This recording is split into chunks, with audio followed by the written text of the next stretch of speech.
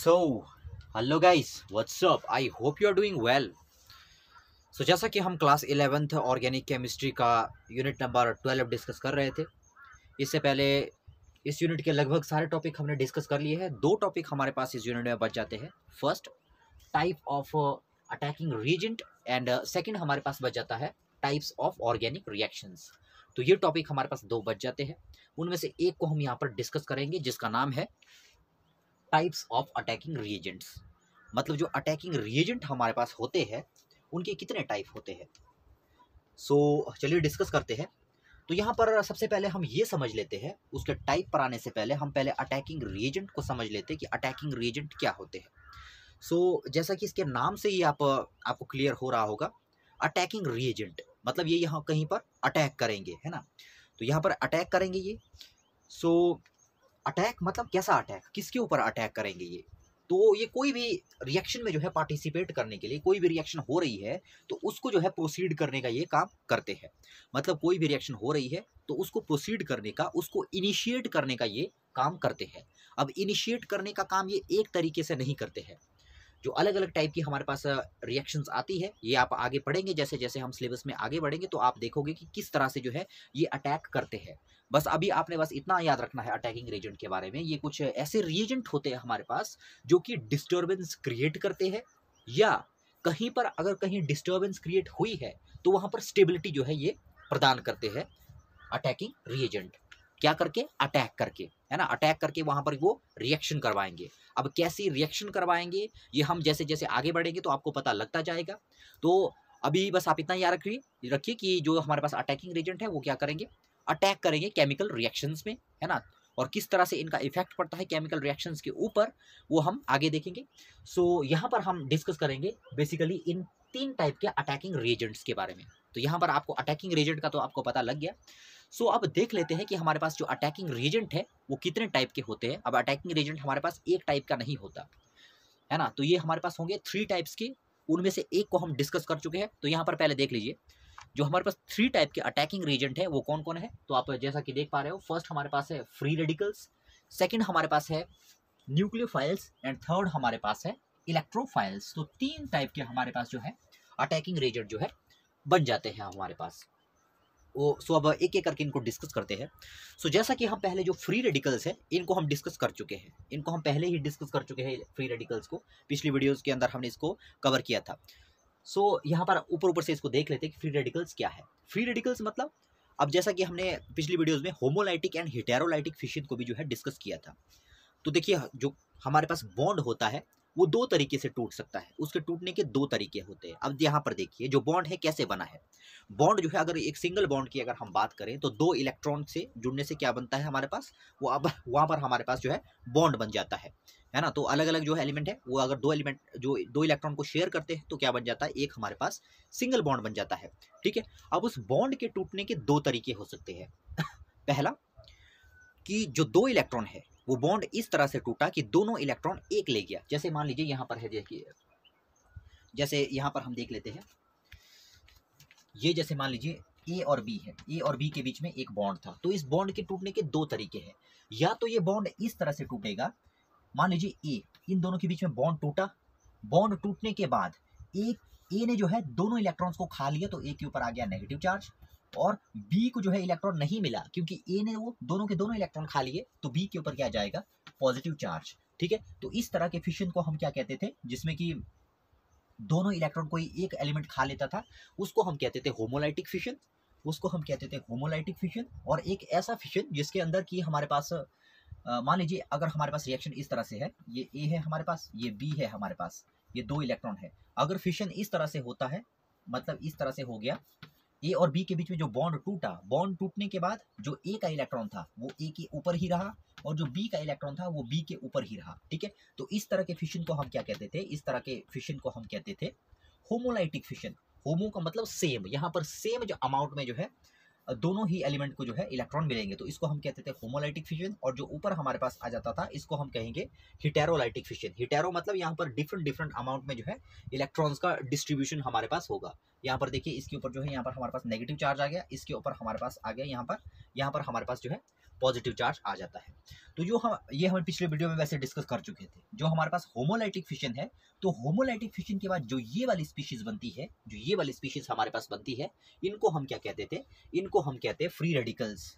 इनको हम क्या कहते हैं, इनको हम कहते हैं फ्री रेडिकल्स, है ना, इनको हम क्या कहेंगे, फ्री रेडिकल्स। और मैंने आपको पिछली वीडियोस में बताया था जब हम इसको डिस्कस कर रहे थे, जो ये फ्री रेडिकल्स हमारे पास होते हैं, ये काफी काफी जो है अनस्टेबल होते हैं, मतलब हाईली रिएक्टिव होते हैं, है ना, हाईली रिएक्टिव होते हैं। हाईली रिएक्टिव क्यों होते हैं? अब यहाँ पर देखो यार, यहाँ पर एक एक इलेक्ट्रॉन है, एक एक इलेक्ट्रॉन है। अब बॉन्ड जो बनता है, बॉन्ड बनने के लिए 2 इलेक्ट्रॉन चाहिए, तो ये ए और बी दोनों ये क्या करेंगे, इनके अंदर एक अजीब सी भूख होगी क्या करने के लिए, बॉन्ड को बनाने के लिए, है ना। तो ये दो क्या करेंगे, ये दोनों ही जो है काफी ज्यादा इनके अंदर जो है भूख है किसी बॉन्ड को बनाने के लिए। तो ये किसी दूसरे एलिमेंट की तलाश में घूमते रहते हैं, ठीक है, कोई दूसरे कंपाउंड की तलाश में घूमते रहते हैं कि जिसके साथ के अपना जो बॉन्ड है वो बना सके, है ना, अपना बॉन्ड जो है बना सके। तो ये था यहाँ पर फ्री रेडिकल्स। तो ये हम वैसे पिछली वीडियो में डिस्कस कर चुके थे। तो यहाँ पर देखिए, पहले आप इसका स्क्रीनशॉट ले लो, वैसे पहले इसका स्क्रीनशॉट ले लिए, ताकि जाकर जब मैं इसमें कुछ बीच में लिख लूँ तो आपको डिस्टर्बेंस क्रिएट ना हो। तो यहाँ पर देखिए, फ्री रेडिकल में हमने क्या लिखा है, एन एटम और group of atoms, an atom और ग्रुप ऑफ एटम्स, मतलब कुछ ऐसे एटम या group of atoms is noun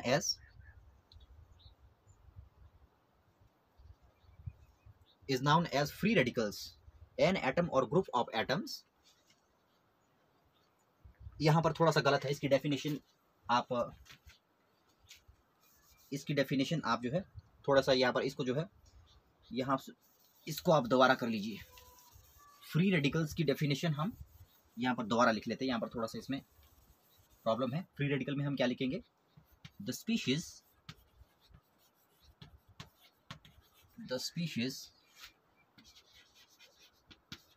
which contain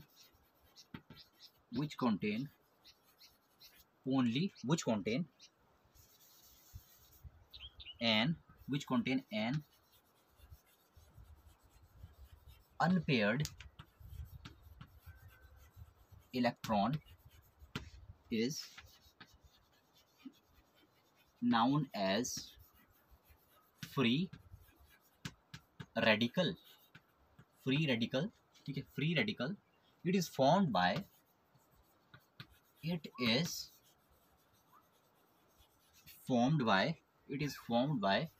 homolytic fission।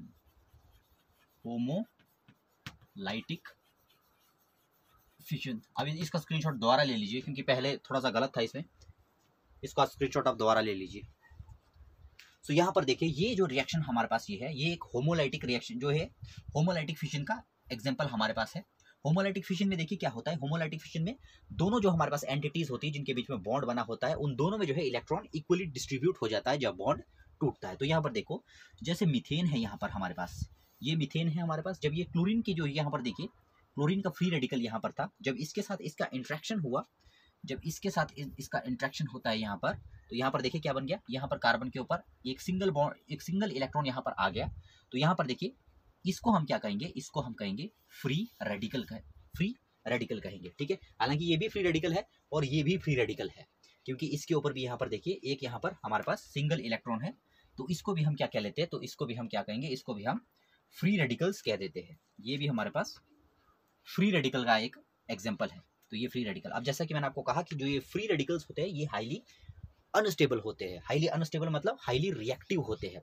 अब मैंने एक लाइन आपको पहले बताई थी, कुछ ऐसे कंपाउंड, ठीक है, जिनकी स्टेबिलिटी बहुत ज़्यादा होती है, उनकी रिएक्टिविटी कम होती है, और ऐसे कंपाउंड जिनकी हमारे पास रिएक्टिविटी बहुत ज़्यादा है तो उनकी स्टेबिलिटी कम होगी, और अगर स्टेबिलिटी कम है और अगर उनकी स्टेबिलिटी कम है तो उनकी रिएक्टिविटी जो है ज़्यादा होगी।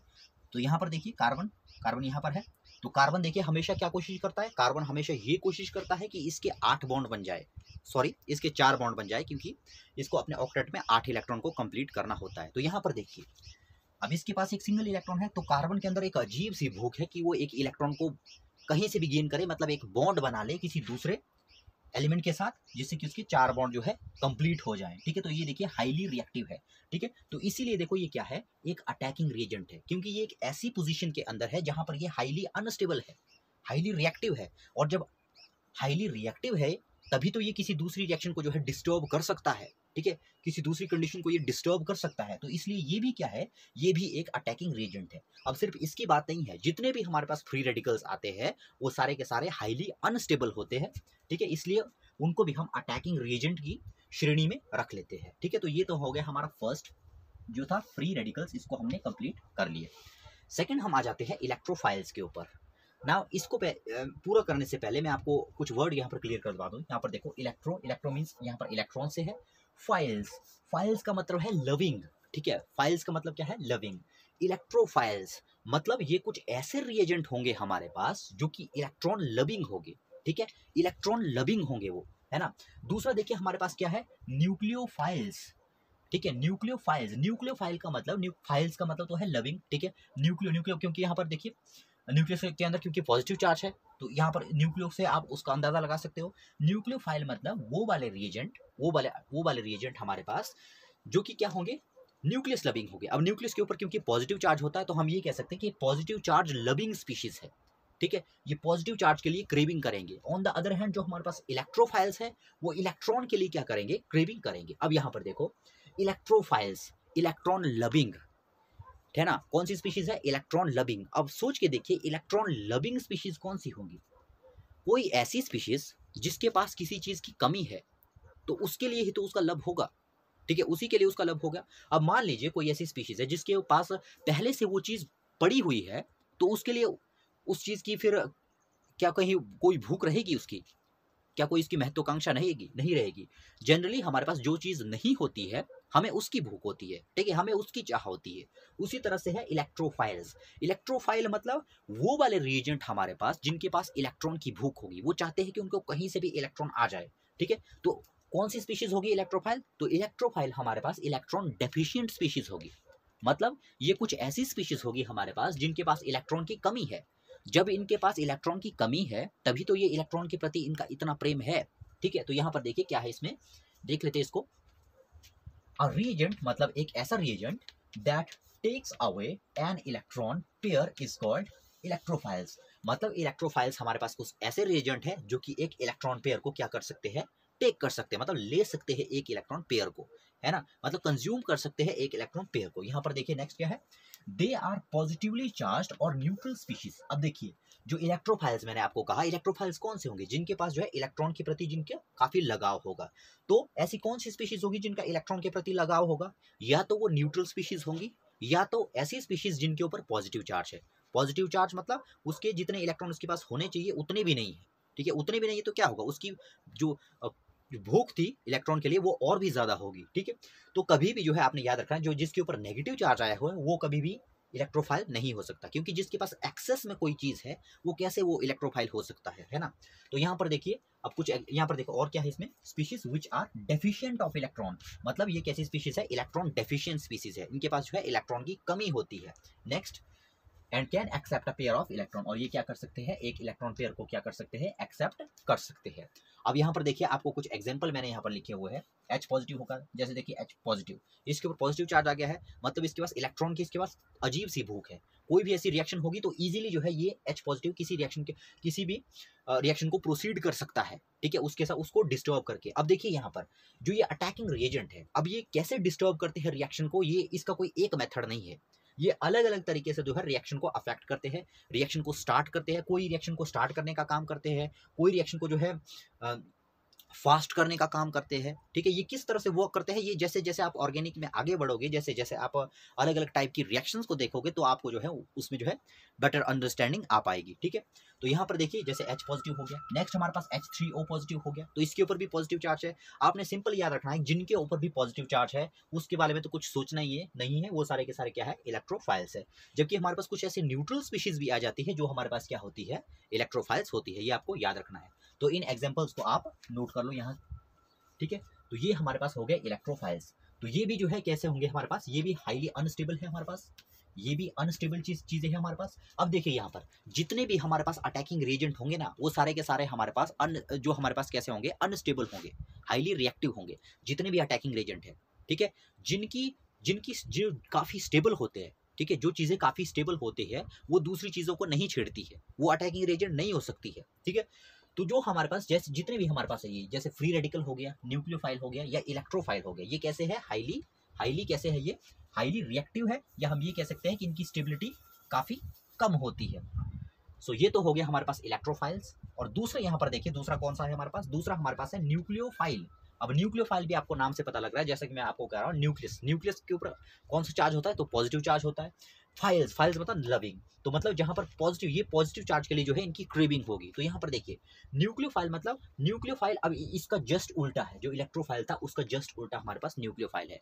तो न्यूक्लियोफाइल हमारे पास कुछ ऐसी स्पीशीज होंगी जिनके ऊपर क्या होगा, जिनके ऊपर नेगेटिव चार्ज है। ये न्यूक्लियोफाइल्स है, ये पॉजिटिव चार्ज के लिए जो है संघर्ष कर रहे हैं। तो पॉजिटिव चार्ज के लिए इनका जो है लव है, तो पॉजिटिव चार्ज के लिए इनका लव है। इसका मतलब क्या है, इसका मतलब ये है कि इनके ऊपर नेगेटिव चार्ज है, इनके ऊपर नेगेटिव चार्ज जो है गांज के है, ठीक है, बहुत ज़्यादा है, बहुत ज़्यादा है। तो उसी तभी तो ये जो है उस किसी पॉजिटिव की तलाश में जाएंगे, ठीक है, तभी तो वो जो है पॉजिटिव की तरफ जो है मतलब इलेक्ट्रॉन को लूज करने की जो है कोशिश करेंगे, है ना, कहीं पर जो है इलेक्ट्रॉन को लेने वाला कोई ग्राहक इनको मिल जाए।